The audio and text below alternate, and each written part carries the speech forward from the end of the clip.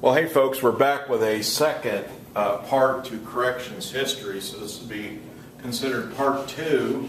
And what we just touched on before we took a little break was the Enlightenment period, and we need to talk to you a little bit about what that is. There's actually 3 important people to consider when we look at this. And that is that there was first this Beccaria in 1764. As I mentioned, I have talked about him before, and now let me make sure I'm spelling it right, because I often spell it wrong. Yeah, obviously. Okay, so...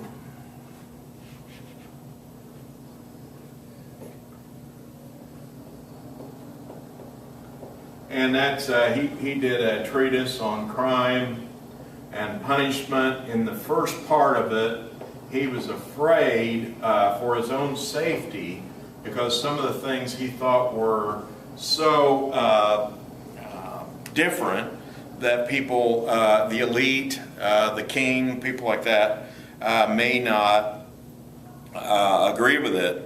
And so basically what he wanted was that punishment should be certain, should be swift and severe, and that they should be all written down. The laws should all be written down, and judges should have very little discretion, because judges all too often are swayed by either sympathy or corruption or whatever different reasons why judges with too much discretion can abuse this right. So it turned out, though, that the royalty and the kings and everything really liked what he had to say. So he finally stepped forward, and even though he had initially published it anonymously, Caesar Beccaria became very famous throughout Europe. Well, he was followed closely by a gentleman by the name of Jeremy Bentham.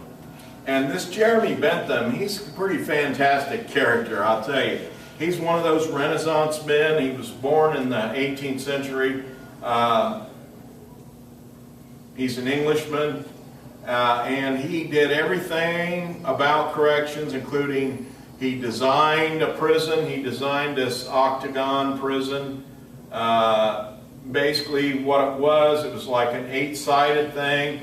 The guards were in the middle, and then it went kind of like a stop sign all around like this.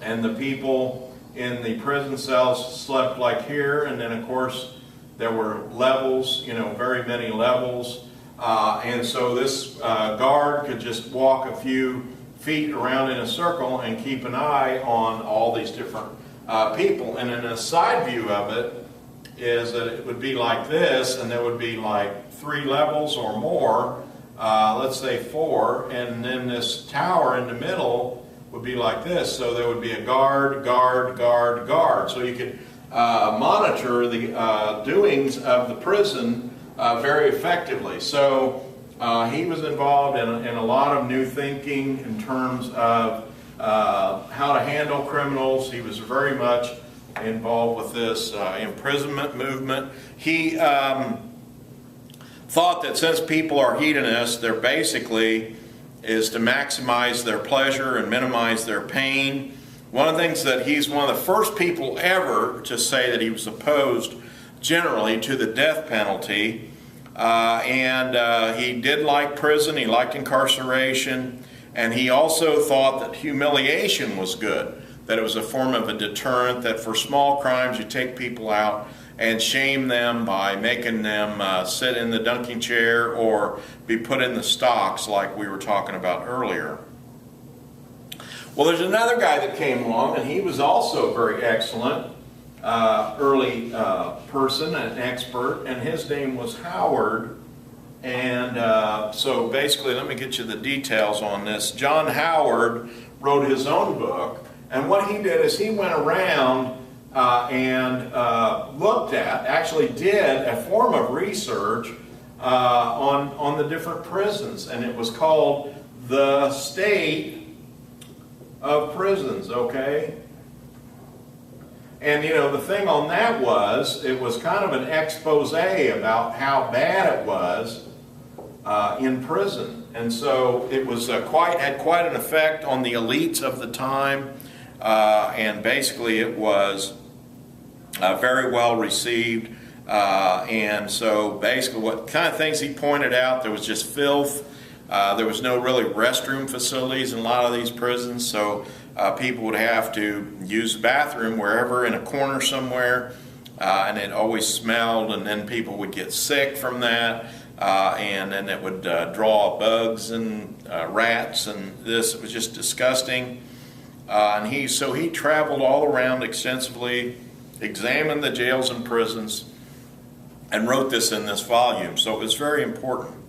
Well, now this is when we kind of move on to the United States, and so we look at what was going on in the colonial period in the United States. So the next thing we're going to kind of look at a little bit is the colonial period, and so we're looking in the 1760s.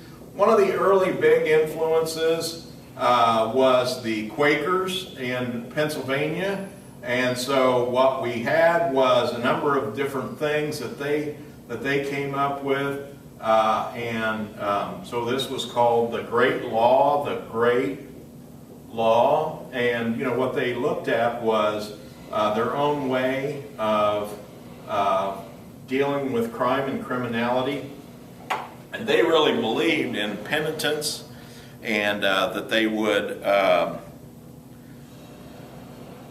put into place a system of what we call penitentiaries. And so a penitentiary, based on this Pennsylvania system by the Quakers, involved trying to get them to live in silence and reflect on their mistakes. And so what they wanted them to do is just kind of sit quietly, maybe keep themselves occupied with small jobs. Basically, sometimes the serious offender was put in solitary confinement. They were not allowed to work. They were not allowed outside. They just sat in a dark cell for days and weeks and months. And so the whole point of it was that offenders were to remain silent. They were not allowed to talk because they were supposed to think about all the different things that they had done and how they could fix this by trying to be a better person. Later on, this was not really that well thought of. It was championed by a guy named Benjamin Rush, and he did a lot to, at least try to make sure that this method was humane and cleaner. And so he worked on this in the 1780s, made some level of improvements. This is Rush.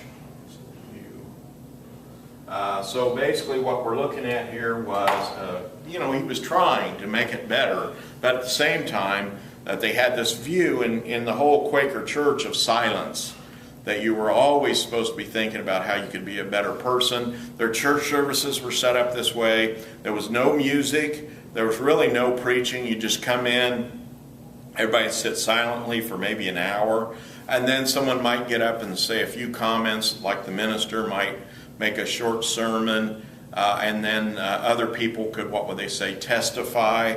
Some of that you see even today in some of the more conservative churches around the United States today.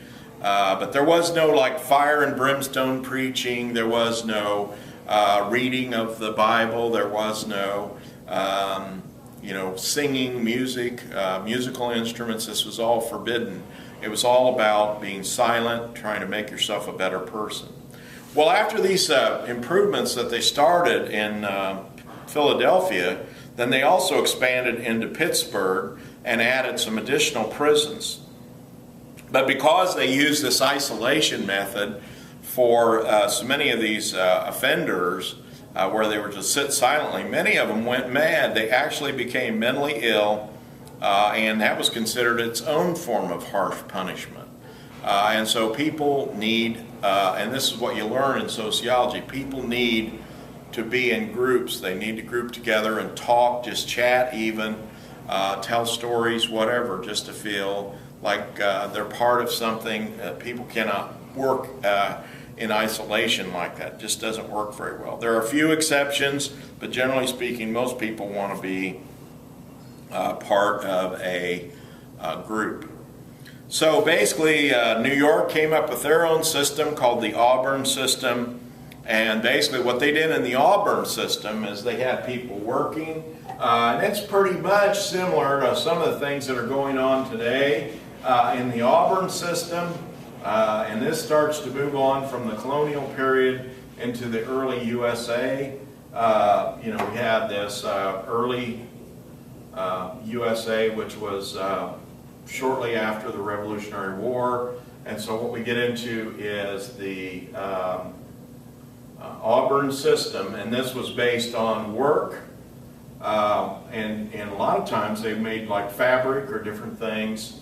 And so they had kind of like little small factories set up, or kind of cottage industries within the Auburn prison system. Basically there was a great deal of discipline. They had to line up, they had to work lockstep, and they all had to wear striped uniforms as a form of shaming. Also they developed what they call contract labor, and so private employers might be able to use some prisoners from Auburn prison to farm and for different things, or as we said, they might set up a warehouse within the prison where the people could go each day and report and make different items. Might be furniture, might be clothing, cloth, just blankets, things like that.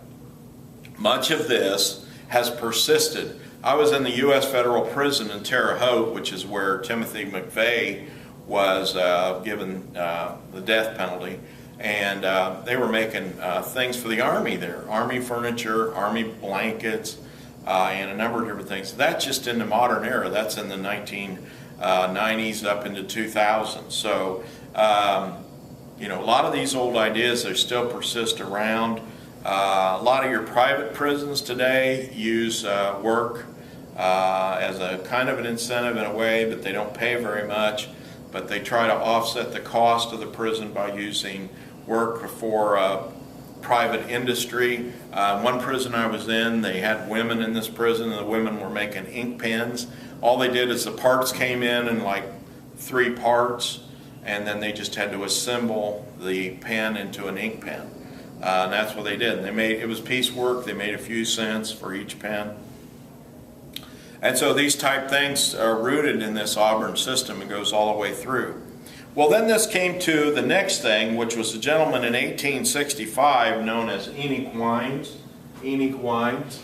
And in Enoch Wines' situation, this was what we called the Reformatory era.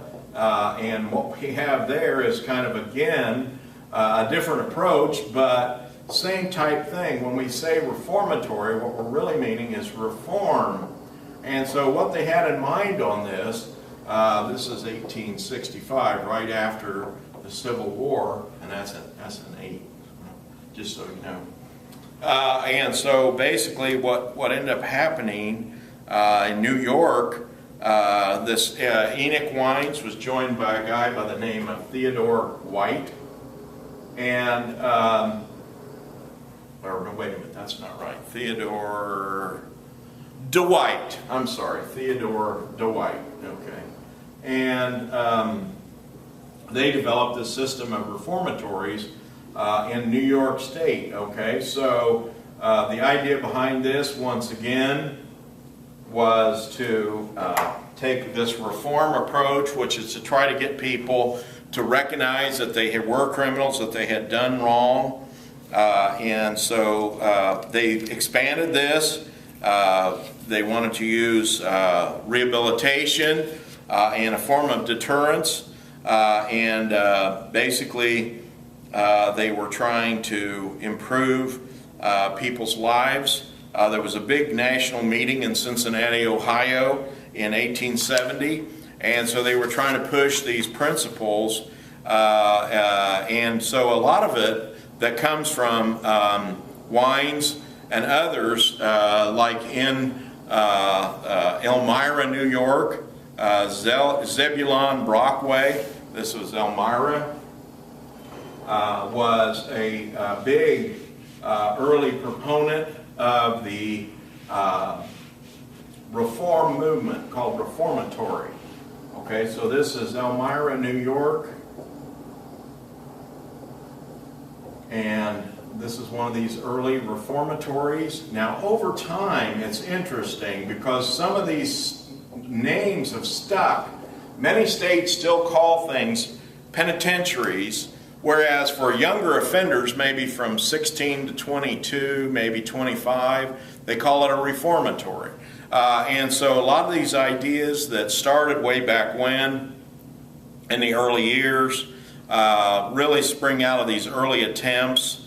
And so about 1900, some of these things that were trying, they were trying things like diagnosis,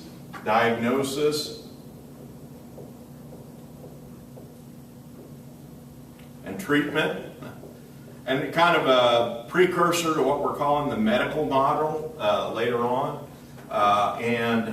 So, you know, it's work programs, counseling, you know, different things like that. But there are very modern concepts that we're using today.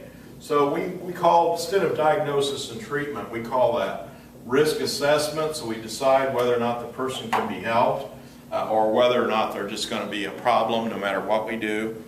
And so a lot of these early things that were done basically spring out of the ideas that came from Elmira, Brockaway, and these other people like Wines and Dawalt. And so this is about the late 19th century up to about 1900, and we call this the Reform era, what we call the Reform era. Okay? So we're going to move along a little further here, and the next thing after that, after 1900, we go into what we call the progressive. And progressive, it means a lot of different things. We need to be careful on this because we hear progressive like even today. Well, back in those days, progressive, the word progressive meant things like giving women the right to vote, abolishing alcohol, you know, a number of different things that they wanted to do under progressives. But some of the progressives, they had upper class philanthropists. Some of the really good ones are even well known. Carnegie was one of the really early ones, really good ones, who did it out of conscience because of some things, bad things that happened. He felt personally responsible for the Johnstown flood because he was a member of a hunt club that caused the Johnstown flood. So as a result, he gave a lot of his money to different projects around. Also, others in the progressive school were called positives, and the positivists included this Lombroso, and basically what he wanted to do was try to figure out a way to predict criminality, okay? And what he did, he studied the lumps on a prisoner's head in prison, and so he was trying to prevent crime, and then by studying criminals that were already in prison. So, you know, that is a very strange thing, I'm sure, and it's not really ever proven out. His family, even today, say, though, that there are some basis for this in some type of brain, basically study, not so much the bumps on the head, but inside the actual brain in the frontal lobe area and so forth. So some of the other things that some of the other progressives wanted to do was to improve the living conditions in the prison, make them better, also just improve life in general for the poor. And that way they would not resort to crime. That was their theory. They wanted to rehabilitate offenders. They wanted to find ways here again to work with prisoners, to teach them skills. And a lot of this is, I believe this even today, is that that's the way to go, is education, training, counseling, things like that. Have a lot more success than just brutal punishments, boot camps, and things like this. The Scared Straight program, you know, I abhor that. I think it's terrible. It doesn't do any good. So basically what the progressives did accomplish is they started coming up with other kinds of punishments like probation. Probation had actually started much earlier by a guy named John Augustus in the early 1800s, but it became in vogue by 1920. Everywhere started picking up on this probation model. And so what it was, John Augustus, it's a great story. He was a cobbler in Boston, and all he wanted to do was, he felt like that he was at church and he got this message in church that he should try to help someone and to improve. And so that's what he did. And so he developed this idea of getting people out of the jail or the prison and take them to his business, and then he would keep them at his house and they would feed him and find him a place to sleep. And then all day he would teach him how to be a cobbler. And so this was a form of probation where the person was given to John Augustus to supervise, and then during that supervision, John actually taught him skills and so forth. Modern probation actually tries to achieve the exact same thing, but by using outside sources. The probation officer doesn't sit with you like every day because the probation officer has too large of a load. John Augustus would work with one prisoner at a time, sometimes maybe two, and had a lot of success. In fact, very famous, and you can Google on John Augustus and find a lot of really good information. Well, hey, we're going to take another short break here, and so we're breaking this up into thirds. So this is part 2. Finishing up, we're going to come back to part 3, which is the medical model, community model, crime control, and then bring you pretty much up to date into the 21st century. So hang with us here. We'll be bringing you another video shortly.